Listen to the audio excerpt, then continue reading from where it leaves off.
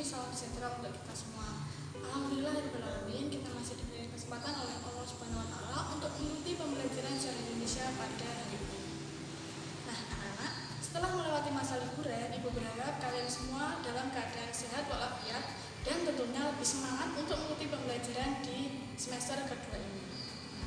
Jika pada semester 1 kita telah belajar mengenai KD 3.1 sampai dengan KD 3.4, pada semester kedua ini kita akan melanjutkan belajar pada KD 3.5 sampai dengan KD 3.9. Untuk itu, silakan menyimak video berikut ini. Pada semester 1, kita telah belajar mulai dari KD 3.1 sampai dengan KD 3.4.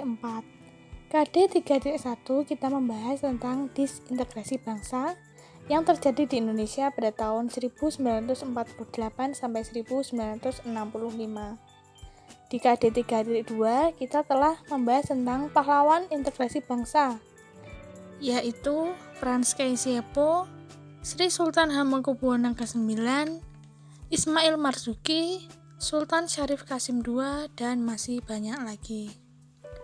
Di KD 3.3 kita membahas tentang politik dan ekonomi di masa awal kemerdekaan sampai dengan demokrasi liberal.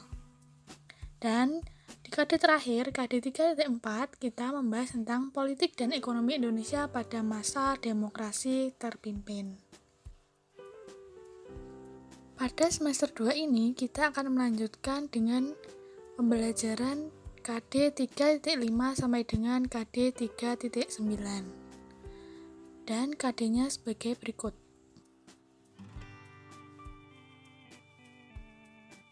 Di KD 3.5, kita akan membahas tentang politik dan ekonomi pada masa Orde Baru. Pertama, tentang masa transisi dari Orde Lama ke Orde Baru tahun 1966 sampai 1967. Kedua, tentang stabilitas politik dan rehabilitasi ekonomi. Dan yang ketiga, kita juga akan membahas tentang dampak-dampak dari kebijakan yang dibuat pada masa Orde Baru. Berikutnya, di KD 3.6 kita akan belajar tentang politik dan ekonomi Indonesia di masa reformasi.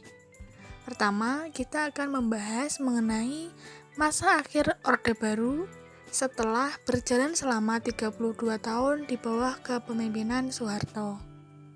Kedua, kita akan membahas mengenai perkembangan politik dan ekonomi Indonesia setelah reformasi pada tanggal 21 Mei 1998.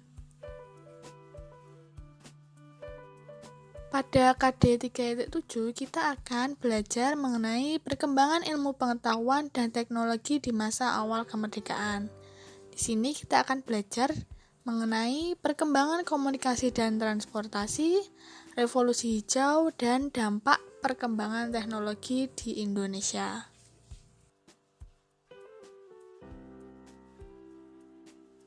Nah, selanjutnya pada KD 3.8 kita akan belajar tentang peran pelajar, mahasiswa, dan pemuda pada perubahan politik dan ketatanegaraan Indonesia.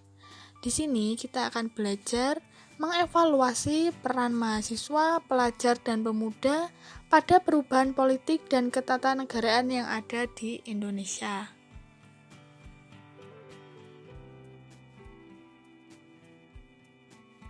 Pada KD terakhir, KD 3.9, kita akan belajar tentang peran aktif Indonesia dalam menjaga perdamaian dunia.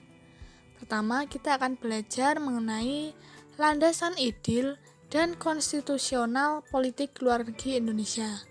Yang kedua, kita akan belajar mengenai peran Indonesia dalam upaya menciptakan perdamaian dunia dari beberapa organisasi, seperti KAA, Gerakan Non-Blok, ASEAN, OKI, Deklarasi Juanda, dan Jakarta Informal Meeting 1 dan 2.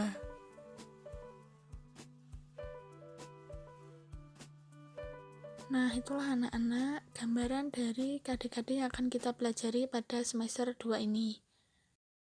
Untuk itu, Ibu akhiri pertemuan pada hari ini.